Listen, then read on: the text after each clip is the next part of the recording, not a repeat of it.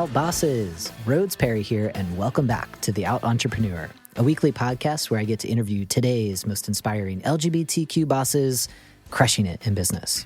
On this week's episode, we are back in the studio for another session of our Out Entrepreneur office hours. Our office hours are designed to support those of us thinking about getting started or growing our businesses by going deeper into the themes, topics, and conversations some of the world's best and brightest LGBTQ plus entrepreneurs bring up during our regular episodes that air every other Tuesday.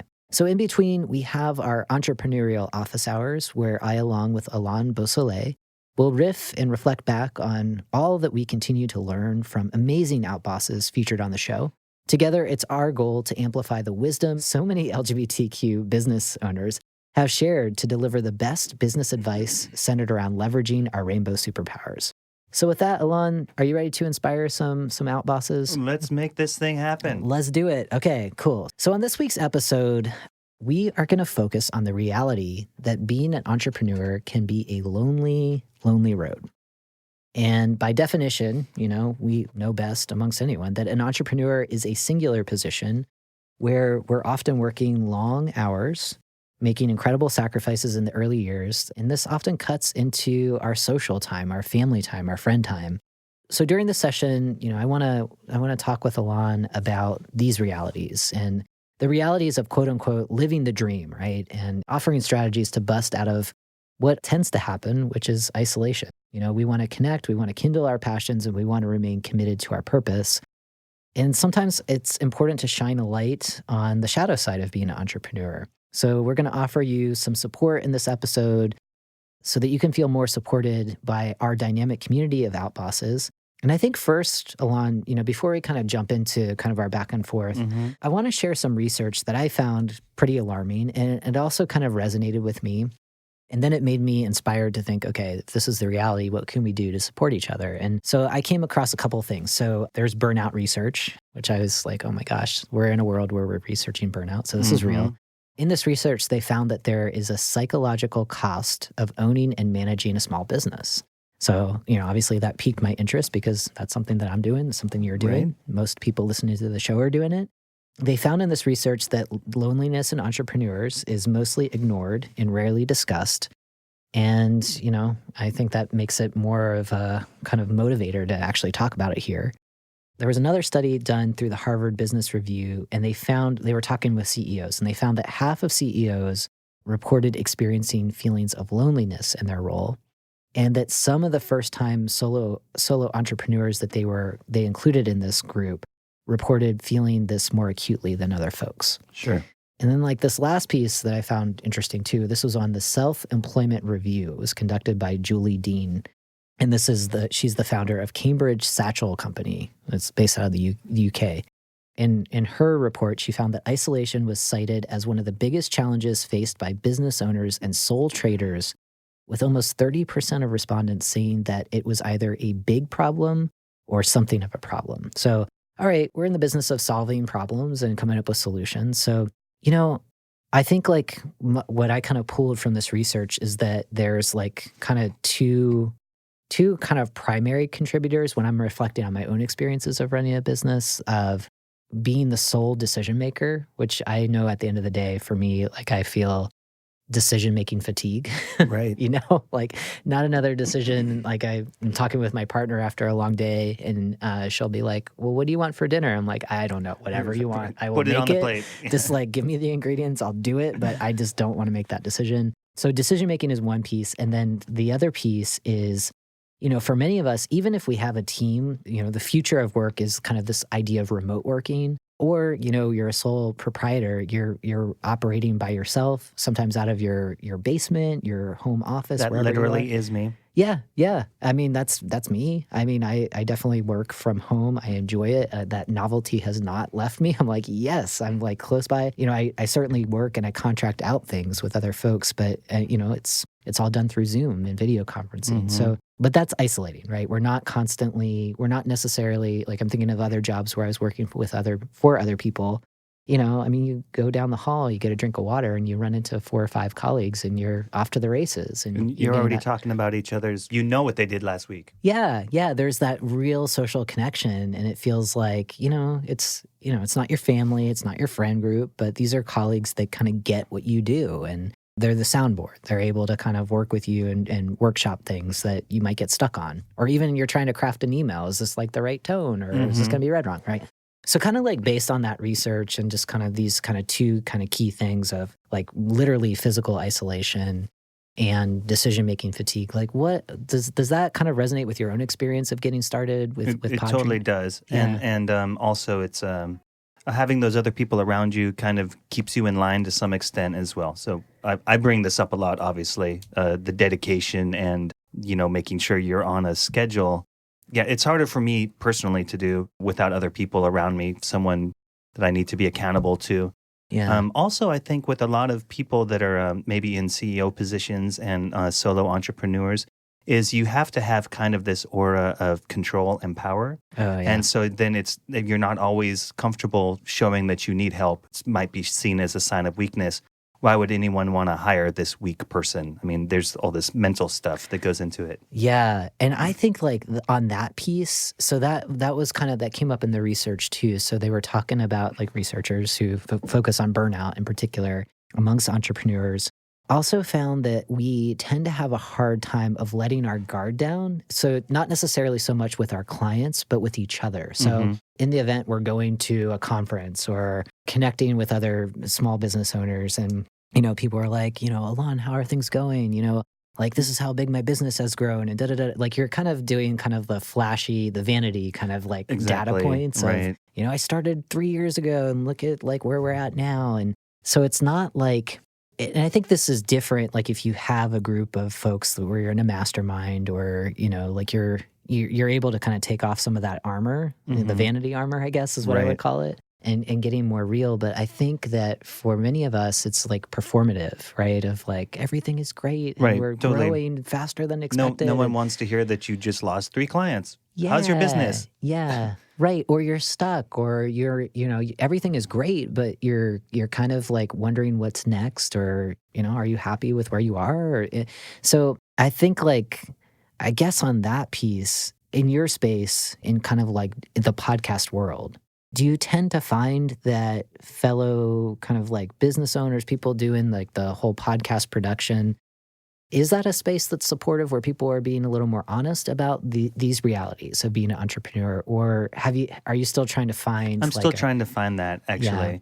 Yeah. And since it's all online based, it's hard to, like it would have to be a meetup of like podcast producers, which is still a pretty niche thing at the moment. Yeah. So I haven't really connected with that many other people. And it's competitive as well. Oh, yeah. Yeah. I think if you're in an industry that's growing, and I think in podcasting in particular, just after going to the podcast movement, I was blown away by all of the different services, all of the different products related to kind of like looking at me, looking at a show like The Out Entrepreneur is like, oh, this is a client, we can help them with marketing. We can help them with, the online presence. It's huge and it's only growing. So I can imagine that that's like it's exciting, right? But it also can be somewhat overwhelming. If you're just trying to find that mutual support with other business owners. What about, I'm just trying to think about this, from the perspective of like busting through the loneliness factor. So before we kind of go into problem solving, I just want to kind of like contextualize a little bit more of where some of this loneliness is coming from. So I guess like the other piece that I wanted to kind of touch on is like, so you're navigating, trying to find other folks that you can be a little more honest and candid about, and, have that soundboard, right? And I think maybe that's difficult in a space where you're in the same business, like you're literally in the same business. I'm wondering if you have or are considering connecting with small business owners, but maybe in different industries. Yes, most definitely. And I've learned a lot from recording these podcasts as well, and met those people, you know. And then I'm taking notes and kind of looking for them later as well. Yeah, that's one thing that I know for myself, like when just getting started. I mean, and again, I know that people who have listened to the show a while know why I started it. It was like I have all these skills. I know that I'm good at the things that I do and the services I provide for my clients. I'm brand new in business. Like I know that other people have figured out, they're decades ahead of me. They've already figured out like some of the common missteps. And so I wanted to get like that natural mentorship. So that was one of the primary reasons of starting the show, is to connect with other entrepreneurs, more seasoned. They happen to also be in the Rainbow family. And hopefully just by having them share their stories and offering what their business does and how they navigate how out they can be in their business, like that constantly gives me ideas of like, okay, this is great. This is great. And I think that was the spark of like trying to join masterminds or even local community groups where, you know, you're meeting with other small business owners, but they're in like totally different industries. And yet there's still like 90% of the same challenges of kind of starting up a business, operating it, you know, marketing, advertising, being known for what you do and being world class in that. You know, how do you even do that if you don't have a solid background in business development, right? Sure. And that was kind of where I was at. So I found that to be helpful. And even, you know, and maybe this is by nature of the space that I'm in, of diversity, equity, and inclusion, where I have found that other folks who are running their own firms, you know, we all approach this work in very different ways. We have different kind of skill sets of trying to help organizations have a new lens, an equity lens of being more inclusive. So I found, at least in the industry that I'm in, it's relatively supportive, right? And for people that are more established, like the willingness of kind of sharing and mentorship. And I know that that's not always the case, you know, industry to industry. I could only imagine if you're in the financial sector or something a little more, and excuse the phrase, but cutthroat, you Here's know. Here's $1 million tip. Right? Yeah. So that might be this kind of like cross-sector kind of support that might be helpful in kind of disrupting the loneliness piece. The other thing that I wanted to kind of talk about, kind of framing where this loneliness might come from entrepreneurs, is family and friends. So family and friends are really, really key for those family and friends that know what you do, right? I think that might be a source of stress, anxiety that can contribute to loneliness, where maybe you've experienced this, Allon, of a family member saying, "Oh, how's your business going? Is it so successful? Like, how many clients do you have? Da da da da da." And then the next thing is, why don't you just get a job? Oh, yeah, right, yeah. If it's not like the way that we define our success and the like how close we are to this work, we know all of the nuances to it. We know what it takes. You know, sometimes getting started takes a little bit longer to get known. Again, you know, we've talked about this in the office hours of reintroducing ourselves. So if we were known for doing a thing because we were working for someone else and now we started a business, guess what? They, you know, a lot of the colleagues, a lot of your friends and family have known you for doing this thing, working for someone else. And now you have to like completely reintroduce who you are, what you do. And I think for family and friends in particular, if they don't quite get the appeal of doing this is not an easy path. I think like when you're going to get a job, like a real job, quote unquote, I think that is maybe a protective factor that comes from family in particular. Sure, and that is exactly what happened with me. Once I really started getting into podcasts, my dad's like, "I don't really understand what you do." Yeah. Oh, yeah. Well, I mean, I think if you mention podcast in general, I mean, kind of generally, you know, more people are familiar with podcasts, but I think percentage-wise in this country, it's definitely under 50% of people who are consuming podcasts, let alone producing them or making them sound great in terms of what you do. So yeah, I and like in family in particular, what is that? Like, why aren't you on the radio, Allon? You know, that's basically what I said. I was like, it's like radio. It's internet radio. And like, okay. Yeah. They're starting to get it now. Once my website went up, they were like, your website looks professional. I was like, okay, it's something to latch on like, to. Hey, guess what? I am professional. Right, exactly. like I'm running the show. You know? Exactly. I'm having decision-making fatigue. Help me. You know, like. Speaking of, something that I find in being a solo entrepreneur is you do a lot of work without results. Yeah. So it's a 10% rule for me. Like if 1 out of every 10 things I throw out there come back to me, I'm really on top of it. So then there's a point where you're like, is this working? You don't really get any feedback for a lot of the time. I must be doing something wrong. Then it's easy to spiral into the self-doubt thing as well. Yeah. I think that's, And I often say this in the work that I do around people trying to be more inclusive and they get feedback that might not be so good. I'm like, feedback is a gift. And I feel like I say that because I'm channeling my entrepreneur self, where anytime I get feedback, and often it's like, hey, you're offering this thing like for my online summit, people are like, but can you explain this aspect of, there's like 1,000 frequently asked questions where I'm like, oh my gosh.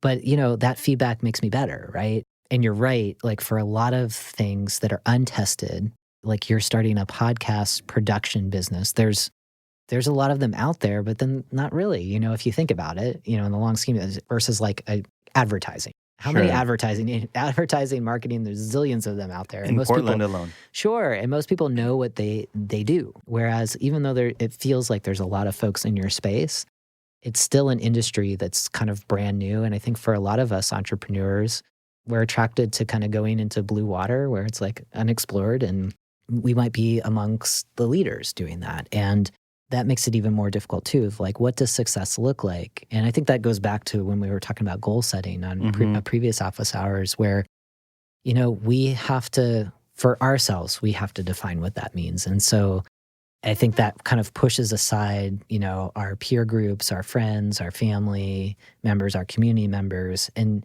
really sticking to kind of going back to what we felt our purpose was in getting started, and to us, what feels satisfying, when we're delivering something.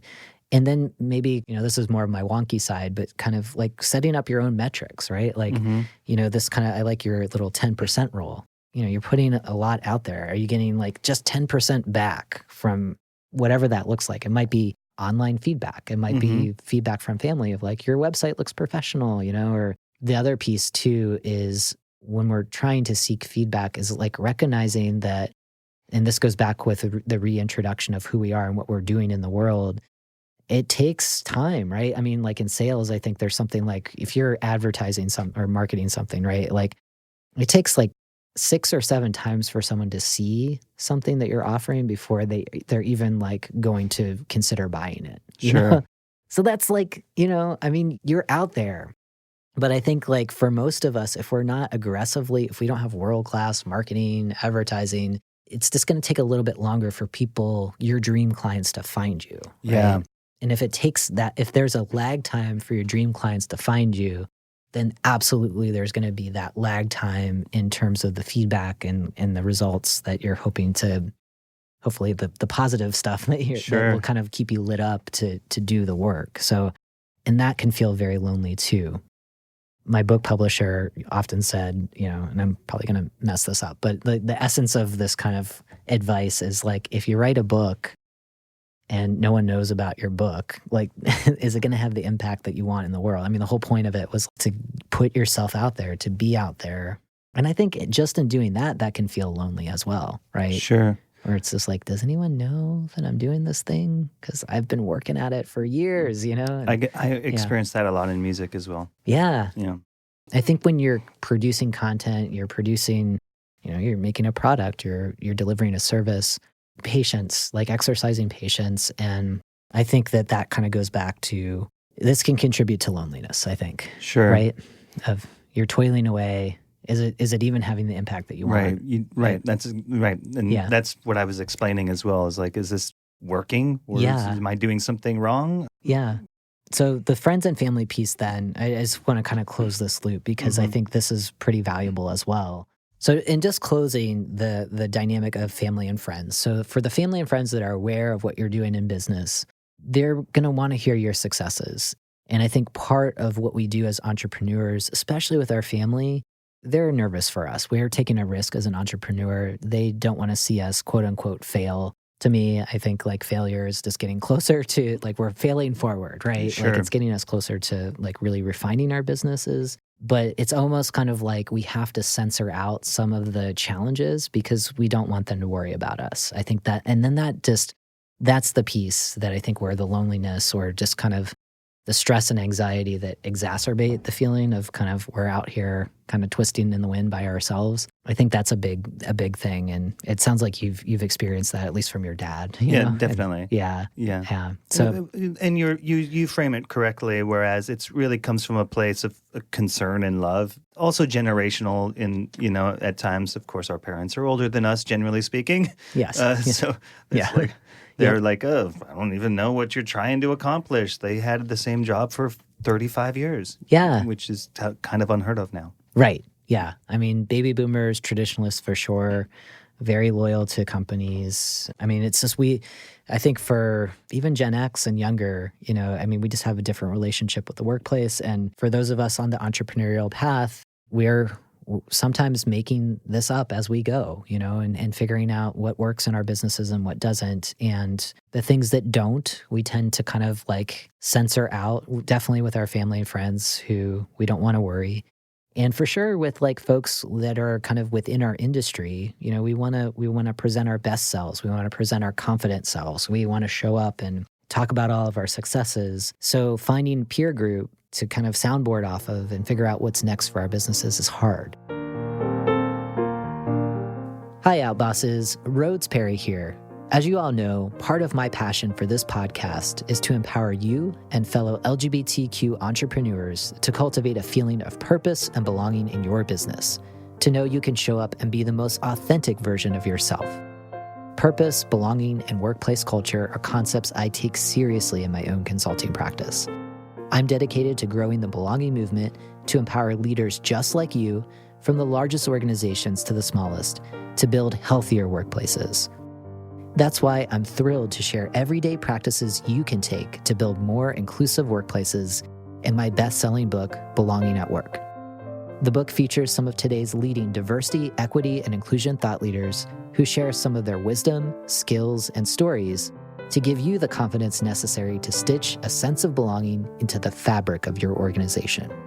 To get your own copy of the book, visit rhodesonamazon.com.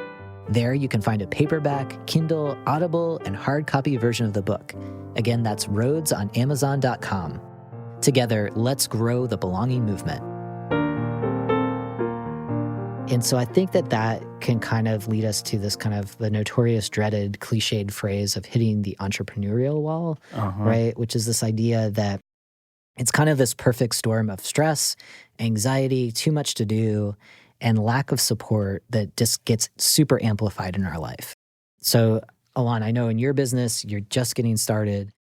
And I'm also curious, have you felt symptoms of any of these elements to the perfect storm of hitting the entrepreneurial wall?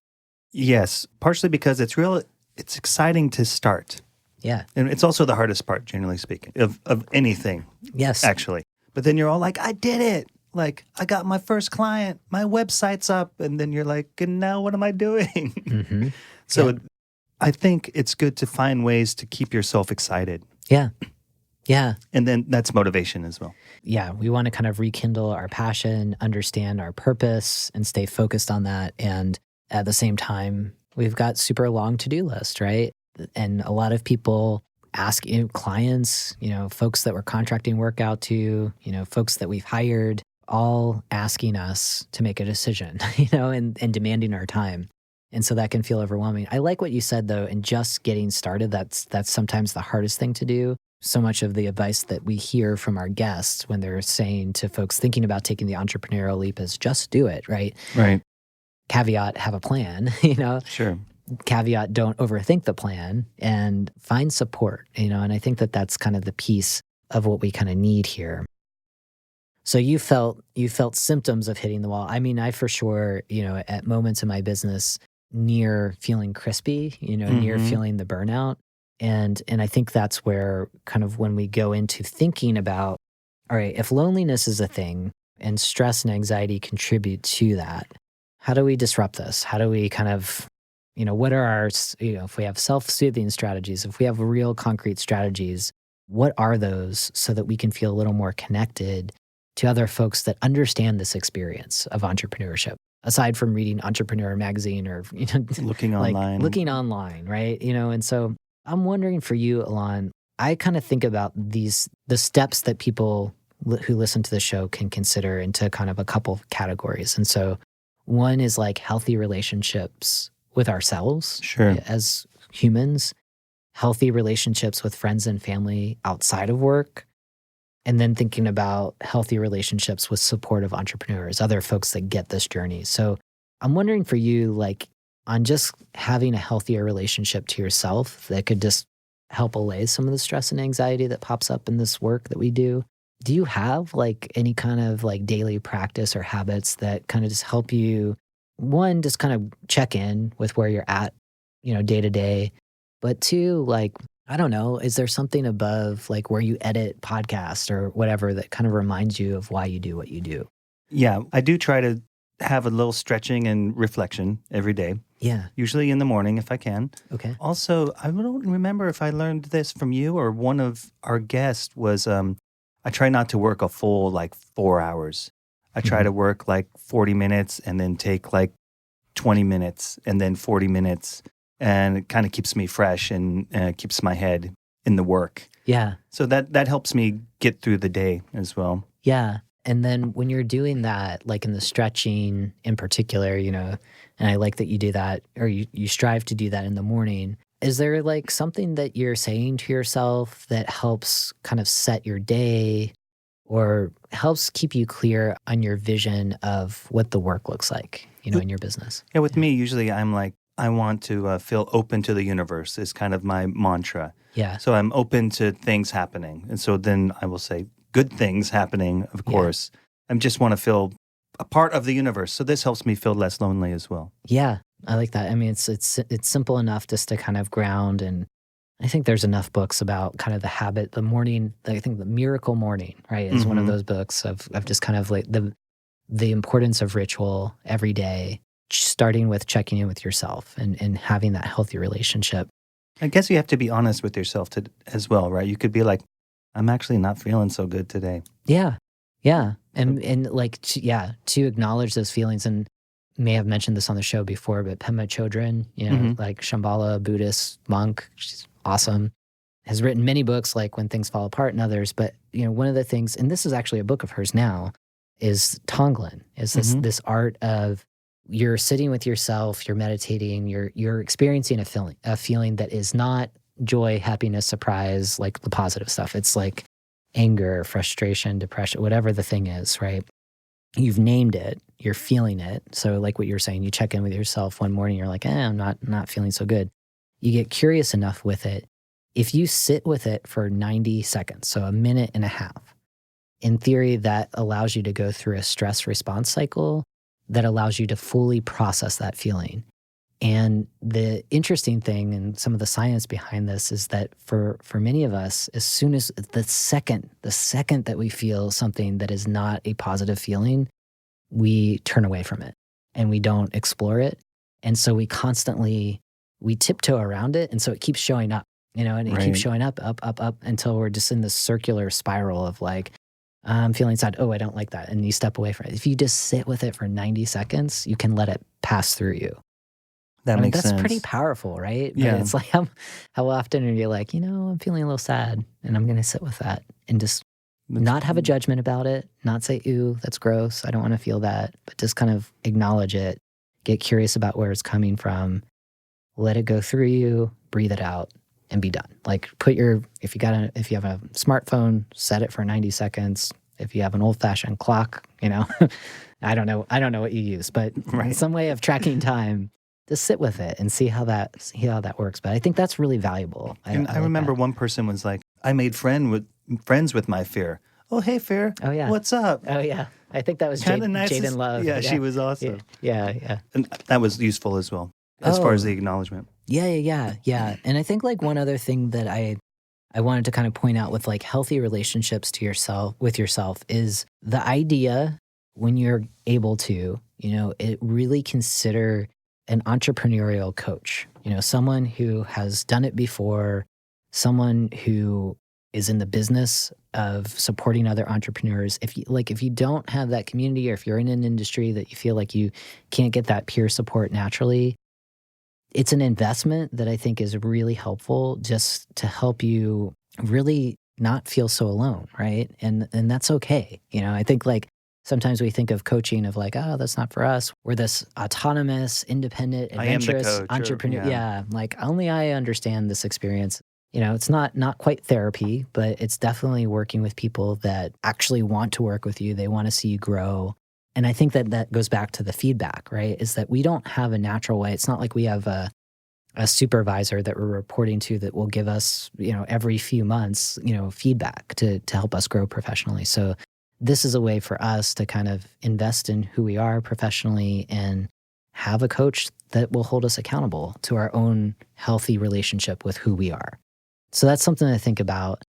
So healthy relationship to self. We also had, Angelique, who was on the show a while back. We did an office hours around celebrating our successes.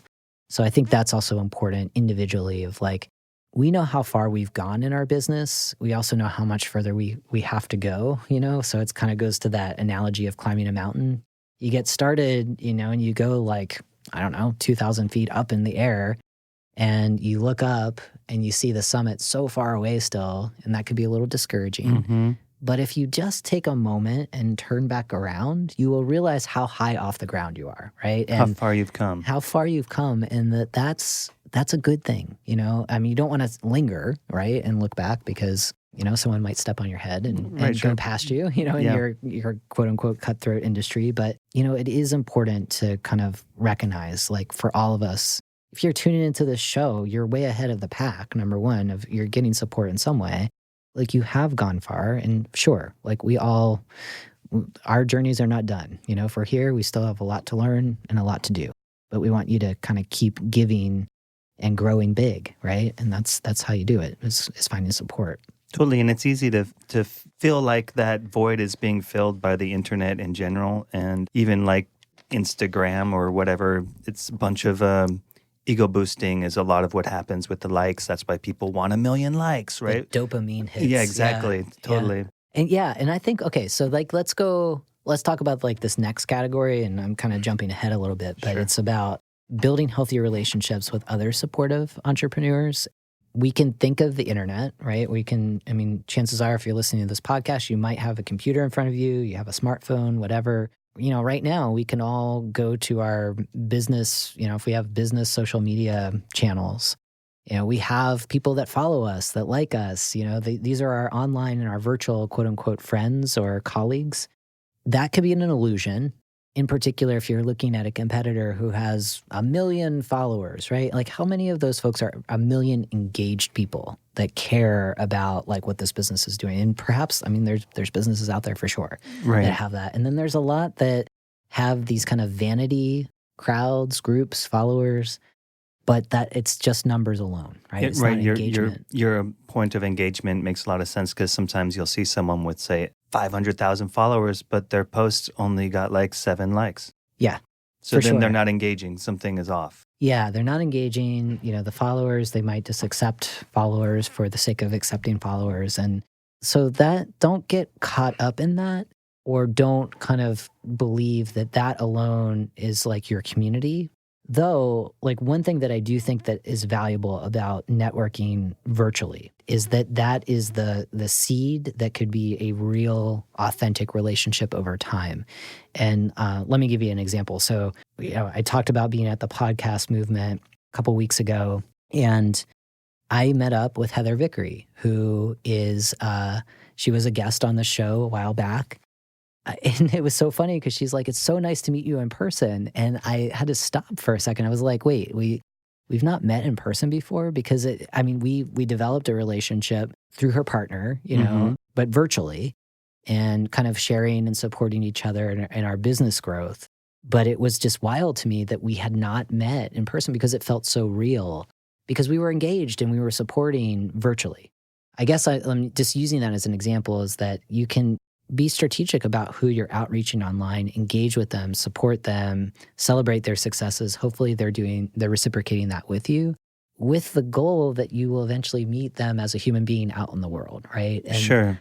And I think like a lot of business relationships these days can be, and some are forged through getting started through, randomly reaching out to someone on LinkedIn to be like, "Hey, Allon, I really like that podcast that you produced a while back.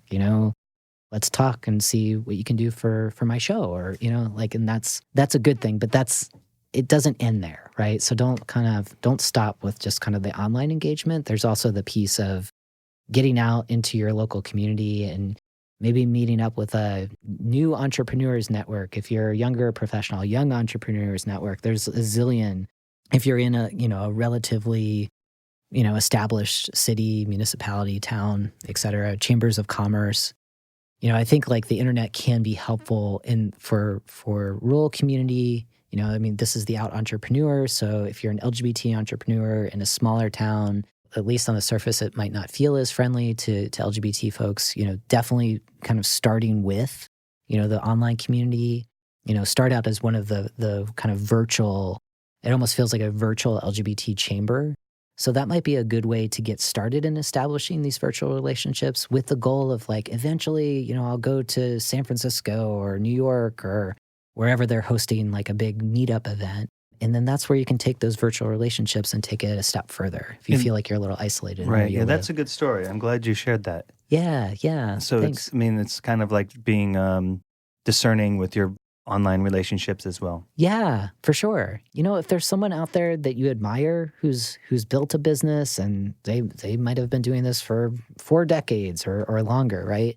They might be in a completely different industry, but if there's something that you admire about them, right? Like, and they're an entrepreneur, remember what we were talking about with feedback. If you're giving people positive feedback and you're sharing something that you admire about what they're doing, people like flattery, and people like to hear the impact that they're having on others. So don't be afraid to do that. Never before has it been easier to like. That's totally true. I have a good real life example. So one of my favorite music producers of all time, Tony Visconti, produced all the T-Rex and David Bowie stuff. Whoa. And so I reached out to him once on some social platform, like, just thank you, like, influenced my record production so much, right? Yeah. I didn't hear anything back. I didn't really expect to hear anything back. That would have been nice, right? Sure.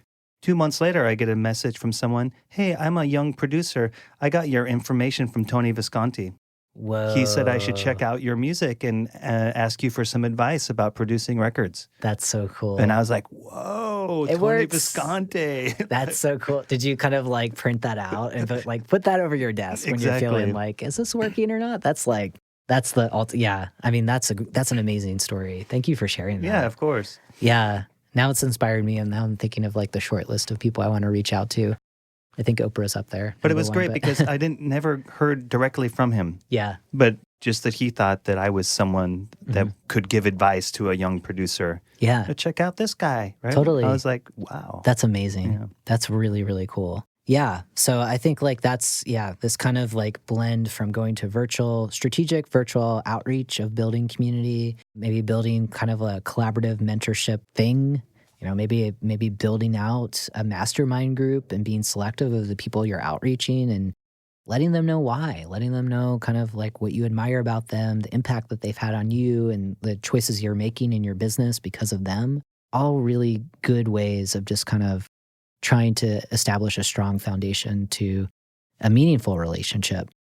So the real human contact, like if you are in a larger city, a town, get out there, start talking to people, start building, if there's not a network of entrepreneurs across different industries, create it, right? Then you've created a hub of people, and, you're stepping up as a leader in your community, and you're recognizing, to extend wealth to small business owners, we have to support each other, and we have to recognize like a rising tide lifts all boats, right? Right. You light one candle with another, the other candle doesn't go out. That's true. I love that. Dave Dahl. Yeah. Dave Dahl. I love it. He's a great local example here of someone who's crushing it in business. So Dave's Killer Bread, right? Yep. Good bread stuff. So check it out. So we talked about celebrating achievements. So, that's another thing I think in our communities that we would want to lift up and also be honest and realistic about what it took to get to that achievement. If we can lift up a success and say, yeah, and here's like the 19 times I stumbled before this thing happened, I think that will also help newer entrepreneurs recognize, okay, like where I'm at right now, Dave Dahl, who started this amazing bread company, he's a former ex-felon, he's doing it, and he's like lifting up creating a business that's, second chance hires for a lot of people. And I don't know. I think like just be realistic and don't censor out the things that might feel a little vulnerable for you, because that's going to make you feel more human to other entrepreneurs and relatable. I guess that's what I'm trying to get at. Yeah, that makes sense. And we were talking about accountability partners too. So, if there's folks like in these kind of virtual communities that you're building, real human communities in your town, and there's someone that's really, maybe a couple of steps ahead of you, maybe they're kind of at the same place, really kind of welcoming in and saying, hey, it would be great if we could check in once a month. I really respect what you're doing. I think I can learn a lot from you. And I'm very happy to share my journey with you if that's helpful. And, see if they'll pick you up on it. Because sometimes it's, if you set a goal that's not like your to-do list, it's not the things you're going to do, but the thing that you want to stretch to do, it's really helpful to kind of share that with someone who believes in what you're doing. And every month, the beginning of the month, the end of the month, you have to let them know, did you do that thing that you said you're going to do? You said it was going to take 30 days. Did you do it? It's amazing, when... It's true. With me, if I promise, someone gets me to promise something, it's game over. I'm doing it. But I'll talk about it forever until then. Yeah. Quite often. Yes. And then the very last thing that I want to say that could be a helpful strategy to kind of bust out of this feeling of loneliness is forging friendships, relationships, nurturing your family relationships, whether it's your birth family, chosen family, however you define family, with people that have no earthly clue about what you're doing in business. I think that is really, really, really good, because we tend to kind of be a little myopic and like, everything is about this business and this is the only thing that I do. I mean, nurture those hobbies, nurture those things that have nothing to do with your business, so that you can take little breaks, whether it's the weekend, after work, forcing you to stop working at some points to kind of go and climb a mountain, ride your bike. I try, but it's tempting. It's tempting when you're doing work that you really believe in to keep your nose to the grindstone. And that is a recipe for burnout. So I think like find those folks that really have no idea what you do. And then when you meet up with them, all they want to talk about is, okay, let's talk about the next mountain we're going to climb. Let's talk about the next bike ride across the country that we're going to take. Whatever it is that lights you up, that is a complement to your business, but isn't about your business. I think that will feed your soul in a different way. And we kind of have to build that in as entrepreneurs, because we make our own schedules for the most part, and we can make it how we want to make it. So don't neglect the things that really light you up that are non-business related. I mean, do you have strategies with that, Allon? Are there things that makes sense? I mean, for me, it's still music. I honestly could be more social. I'm kind of an introvert to some extent. Join the club. Yeah, right. We're in the podcast world. Exactly, right. Yeah. We're actually wearing headphones. Yes, yes. We're in a very, very tiny room. It's very quiet. It's nice. Yeah. Yeah, I could probably find a little more strategy beyond just music. Yeah. I mean, even if I went to a meditation class with other people. Yeah. There's plenty of free ones around here. Every Sunday, the Oregon Meditation Center. Maybe I should check it out. Oh my gosh, yeah. I go to the Movement Center on Mondays.